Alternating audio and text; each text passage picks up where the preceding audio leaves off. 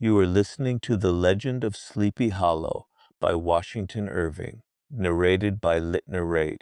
Welcome to Litnarrate. Sit back and enjoy classic literature brought to life through narration. The Legend of Sleepy Hollow, found among the papers of the late Diedrich Knickerbocker. A pleasing land of drowsy head it was, of dreams that wave before the half-shut eye, and of gay castles in the clouds that pass, forever flushing round a summer sky, castle of indolence, in the bosom of one of those spacious coves which indent the eastern shore of the Hudson, at that broad expansion of the river, denominated by the ancient Dutch navigators the Tappan Zee, and where they always prudently shortened sail, and implored the protection of Saint Nicholas. When they crossed, there lies a small market town or rural port, which by some is called Greensburg, but which is more generally and properly known by the name of Tarrytown. This name was given, we are told, in former days, by the good housewives of the adjacent country, from the inveterate propensity of their husbands to linger about the village tavern on market days.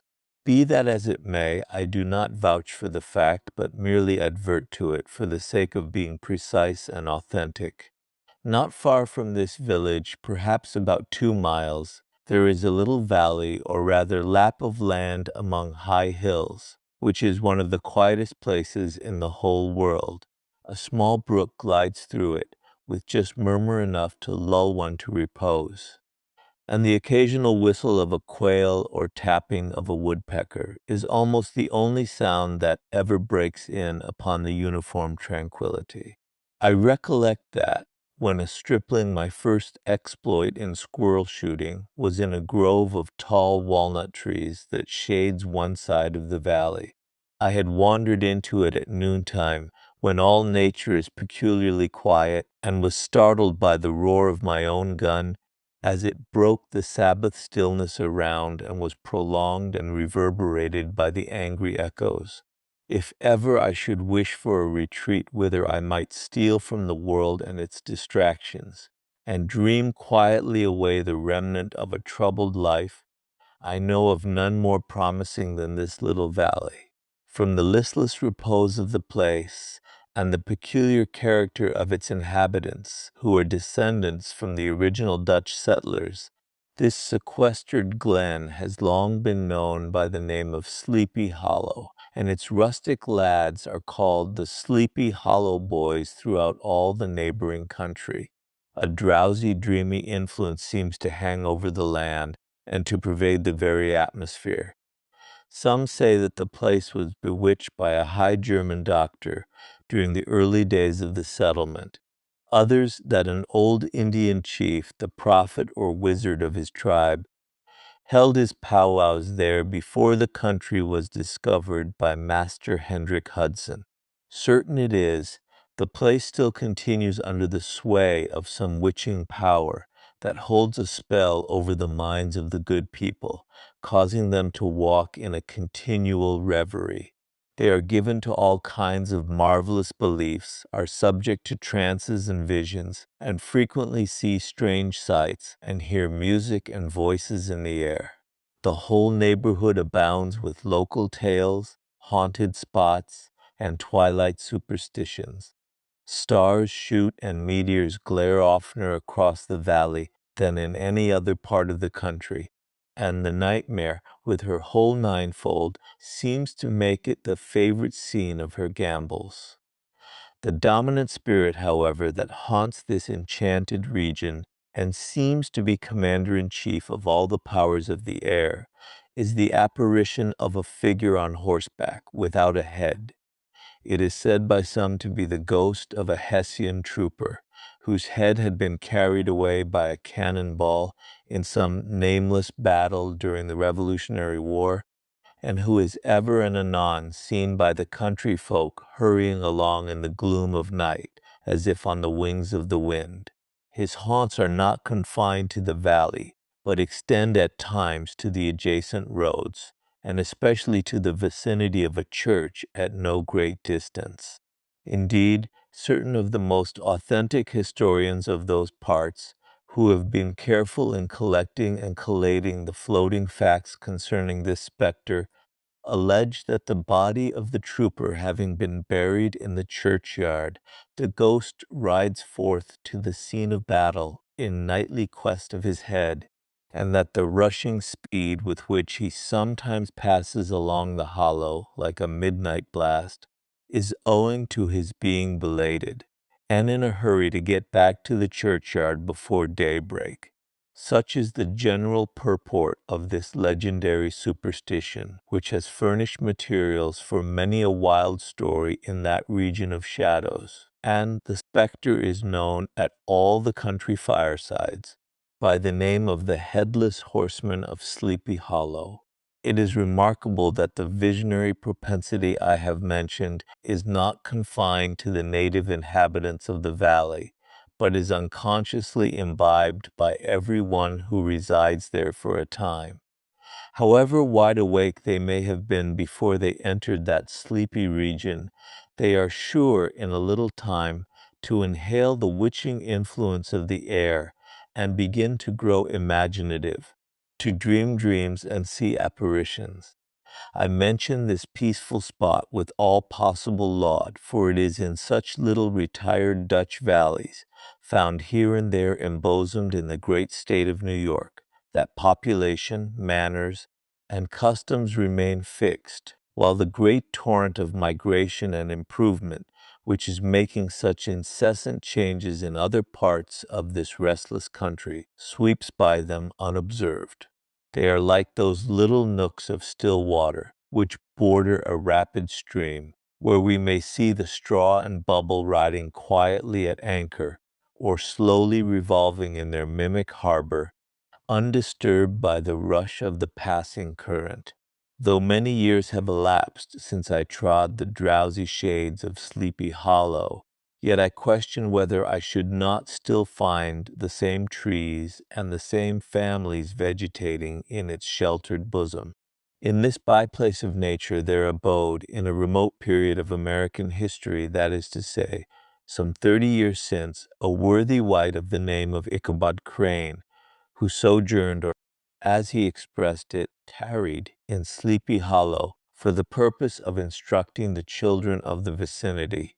He was a native of Connecticut, a state which supplies the Union with pioneers for the mind as well as for the forest, and sends forth yearly its legions of frontier woodmen and country schoolmasters. The cognomen of Crane was not inapplicable to his person. He was tall but exceedingly lank, with narrow shoulders, long arms and legs, hands that dangled a mile out of his sleeves, feet that might have served for shovels, and his whole frame most loosely hung together. His head was small and flat at top, with huge ears, large green glassy eyes, and a long snipe nose, so that it looked like a weathercock perched upon his spindle neck to tell which way the wind blew. To see him striding along the profile of a hill on a windy day, with his clothes bagging and fluttering about him, one might have mistaken him for the genius of famine descending upon the earth, or some scarecrow eloped from a cornfield. His schoolhouse was a low building of one large room, rudely constructed of logs, the windows partly glazed and partly patched with leaves of old copybooks. It was most ingeniously secured at vacant hours by a withe twisted in the handle of the door and stakes set against the window shutters, so that though a thief might get in with perfect ease, he would find some embarrassment in getting out, an idea most probably borrowed by the architect Jos van Houten from the mystery of an eel pot. The schoolhouse stood in a rather lonely but pleasant situation, just at the foot of a woody hill, with a brook running close by, and a formidable birch tree growing at one end of it. From hence the low murmur of his pupils' voices, conning over their lessons, might be heard in a drowsy summer's day, like the hum of a beehive, interrupted now and then by the authoritative voice of the master, in the tone of menace or command, or, peradventure, by the appalling sound of the birch as he urged some tardy loiterer along the flowery path of knowledge. Truth to say, he was a conscientious man, and ever bore in mind the golden maxim, spare the rod and spoil the child. Ichabod Crane scholars certainly were not spoiled. I would not have it imagined, however, that he was one of those cruel potentates of the school who joy in the smart of their subjects. On the contrary, he administered justice with discrimination rather than severity, taking the burden off the backs of the weak and laying it on those of the strong.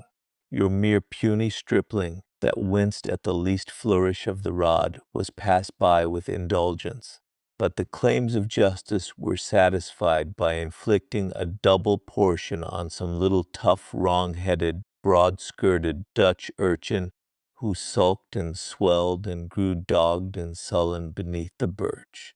All this he called doing his duty by their parents, and he never inflicted a chastisement without following it by the assurance, so consolatory to the smarting urchin, that he would remember it and thank him for it the longest day he had to live. When school hours were over, he was even the companion and playmate of the larger boys, and on holiday afternoons would convoy some of the smaller ones home, who happened to have pretty sisters or good housewives for mothers, noted for the comforts of the cupboard. Indeed, it behooved him to keep on good terms with his pupils. The revenue arising from his school was small, and would have been scarcely sufficient to furnish him with daily bread, for he was a huge feeder, and, though lank, had the dilating powers of an anaconda. But to help out his maintenance, he was, according to country custom in those parts, boarded and lodged at the houses of the farmers whose children he instructed. With these he lived successively a week at a time, thus going the rounds of the neighborhood with all his worldly effects tied up in a cotton handkerchief, that all this might not be too onerous on the purses of his rustic patrons, who are apt to consider the costs of schooling a grievous burden, and schoolmasters as mere drones.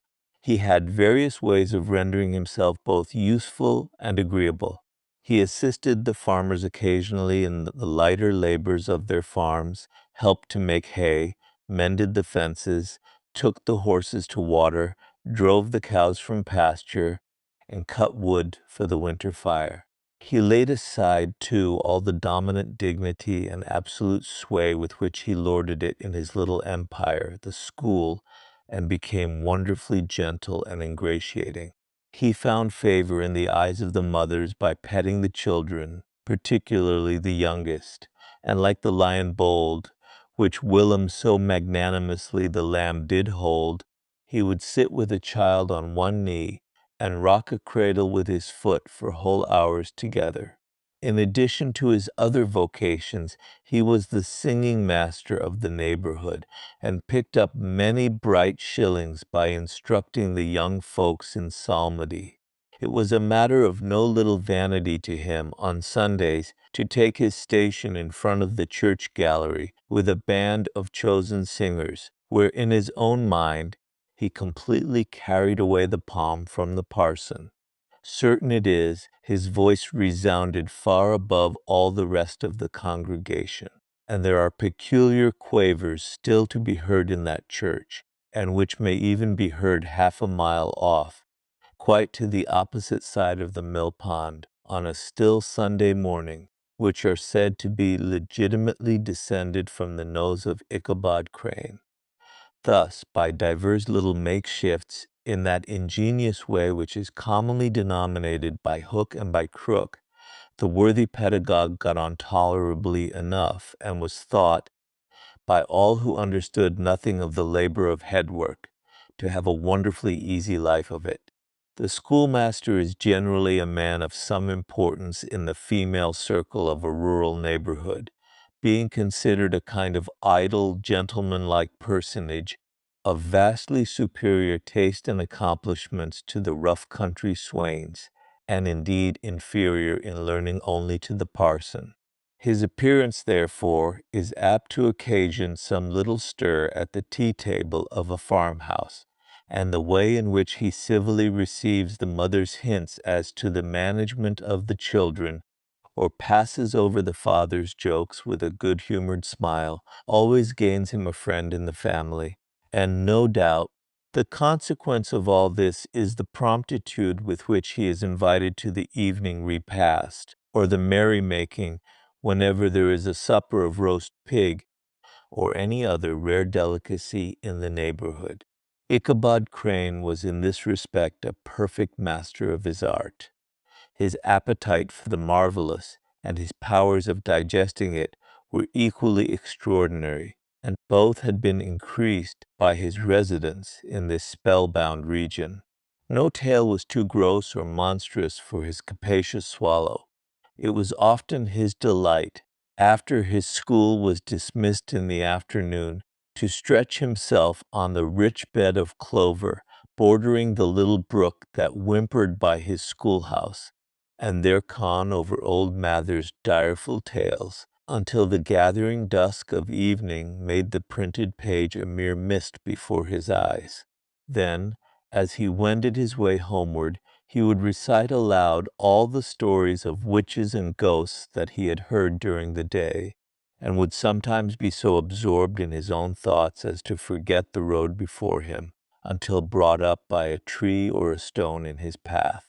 But no object was more frightful to him than the old bridge in the dark, around which the shadows of the trees and bushes cast a deeper gloom than usual, and which he crossed with a beating heart, as if he were traversing the very jaws of the dragon. The neighborhood, however, abounded with stories of this kind, and the country round about was full of haunted spots. The most fearful of all was the very church at which he sometimes attended service. It stood in a lonely, sequestered part of the country, with a small brook running along one side of the churchyard and the road in front, for the church was built on a knoll of ground rising just above the road and was surrounded by a grove of elms and sycamores. It was, in fact, a most ancient and time-worn edifice, for the date of its foundation went back to the early times of the Dutch colonists. It had a low, projecting roof and a tower whose walls were of brick covered with ivy. The belfry was very small, and had a weathercock on the top, which was as much out of the perpendicular as the tower itself. The place was, on all sides, overhung with trees, so that the rays of the sun could never penetrate into the interior, and the damp, earthy smell of the place, and the silence that reigned within, made it a place of much solemnity. The sexton was one of the oldest inhabitants of the village, and had a strong notion that the church was haunted by the ghost of some old Dutch burgomaster, who had been buried in the churchyard with a huge stone on his breast to keep him from walking. He had told Ichabod many stories of the strange sights and sounds that he had encountered in the churchyard, and the schoolmaster had listened to them with a kind of horrible delight. It was a dark and stormy night when Ichabod returned from one of his visits to the surrounding country. He had been at a quilting frolic, as it was called, at the house of one of his patrons, and had passed the evening in a very agreeable manner, listening to the talk of the old farmers and the songs of the young girls. He was now on his way home, and the night was one of the most gloomy and tempestuous that had ever been known in the country. The wind howled among the trees, and the rain beat against the windows of the farmhouses as he passed them. The clouds were driven rapidly across the sky, and now and then the moon shone forth for a moment with a pale and watery light, and then was again obscured by the driving tempest. Ichabod was a man of courage, and had often faced the dangers of the night with a firm heart. But on this particular occasion, the stories that he had heard of the Headless Horseman, and the many tales of ghosts and goblins that were current in the neighborhood, had made a deep impression on his mind. He thought of the old Dutch burgomaster, and of the Hessian trooper whose head had been carried away by a cannonball, and who was said to ride abroad in the night in search of his lost member. He thought, too, of the strange sights that were said to be seen in the churchyard, and of the spectre that was said to haunt the old bridge. As he drew near to the bridge, his heart began to beat with a wild and fearful agitation. The bridge was a narrow wooden structure, built across a deep and rapid stream, which rushed and foamed beneath it. The banks on either side were steep and rugged, and overhung with trees whose branches almost met in the center. The darkness was intense, and the wind howled among the trees with a sound that seemed like the moaning of a spirit. Ichabod paused for a moment and looked around him. He could see nothing but the dark masses of the trees and the gloomy stream that rushed beneath him. He could hear nothing but the roaring of the wind and the dashing of the water. He felt a cold chill creep over him, and his hair seemed to stand on end. He was about to turn back when he heard a sound that seemed to come from the bridge itself. It was a sound of footsteps, and they seemed to be approaching him. He listened, and the sound grew louder and more distinct. It was the sound of a horse's hoofs, and they were coming nearer and nearer. Ichabod was rooted to the spot. He could not move, nor could he speak. He stood like a statue, with his eyes fixed upon the bridge, and his ears strained to catch the sound. The footsteps came nearer, and presently he saw a figure emerge from the darkness.